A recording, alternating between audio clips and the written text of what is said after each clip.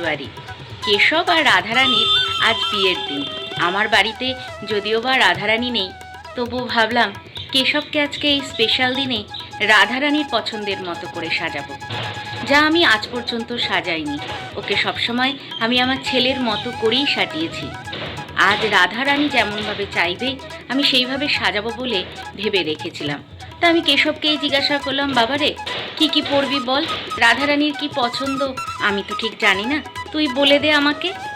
আর আজকে আমার কেশব কিভাবে সেজেছে চলুন আপনাদেরকে দেখাই।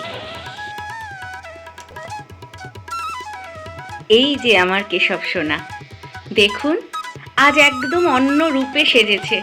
আমি সত্যি বলছি, আমি ভাবিনি। আজ আমার সত্যি অদ্ভুত লাগছে। আমি কোনোদিন কেশবকে এইভাবে সাজাবো আমি ভাবিনি।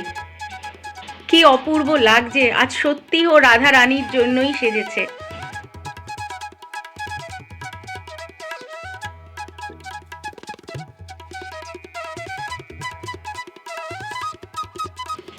আর আজ সকালে, যেহেতু এটা স্পেশাল দিন 19শে ফেব্রুয়ারি আর ওদের বিয়ের দিন, তো আমি ভাবলাম আমার রাধারানী নেই তো কী হয়েছে, ওর জন্য একটু স্পেশাল কিছু বানাবো না।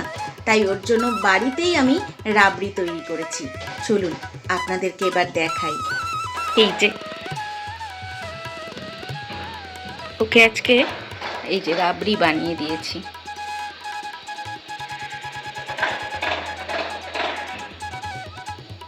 চলুন এবার আমি কেশবকে রাবড়িটা খাইয়ে দিই।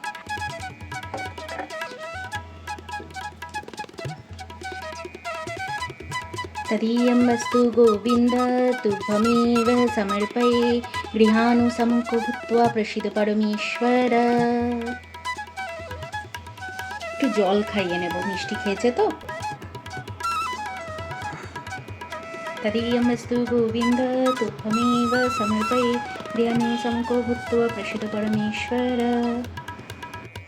কেশবের দুপুরের রান্না হয়ে গেছে।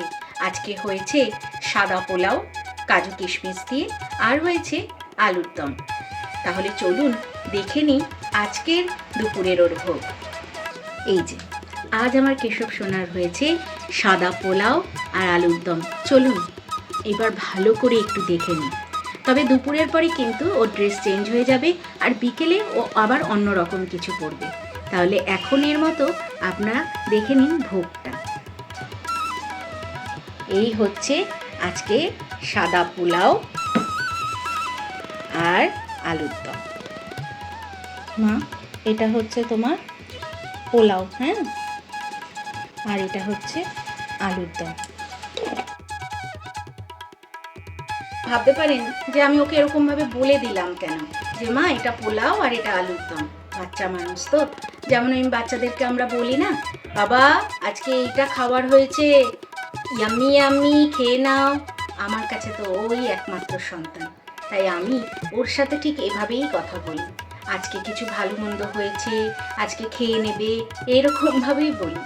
আপনারা এই নিয়ে আবার কেউ কিছু মাইন্ড করবেন না, যে কে আবার এরকমভাবে বলে ঠাকুরকে।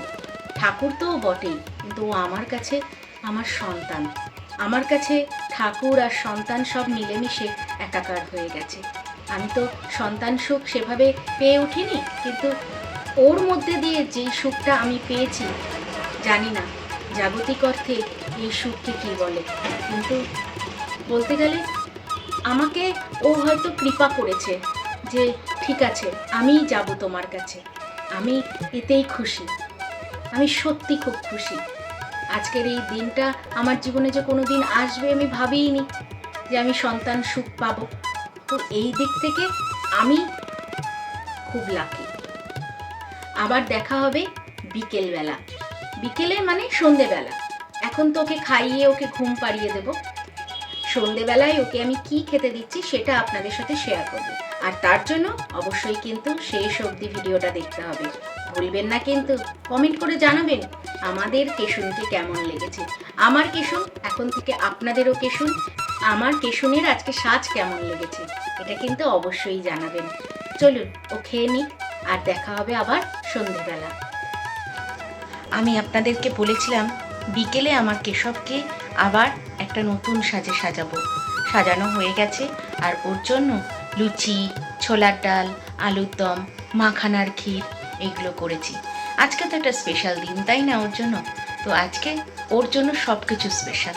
চলুন আপনাদেরকে ওর সাজটাও দেখাই আর ভোগটাও দর্শন করাই। চলুন।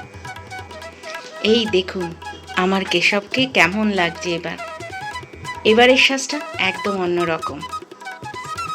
পাগড়ি পরে একদম অন্যরকম সাজে সেজেছে।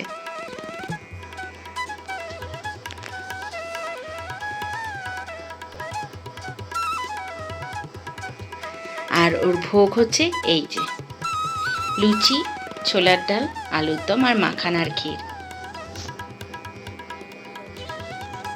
আজকে তাহলে এই অবধি। দেখা হবে পরের দিন নতুন ব্লগে, নতুন দিনের সূচনা নিয়ে। সবাই ভালো থাকবেন, সুস্থ থাকবেন, আনন্দে থাকবেন। আনন্দে থাকাটাই একমাত্র জীবনের একটা লক্ষ্য হতে হবে। আমার এই ছোট্ট ব্লগ আপনাদের নিশ্চয়ই ভালো লেগেছে, আর ভালো লাগলে লাইক, শেয়ার, সাবস্ক্রাইব করার অনুরোধ রইল।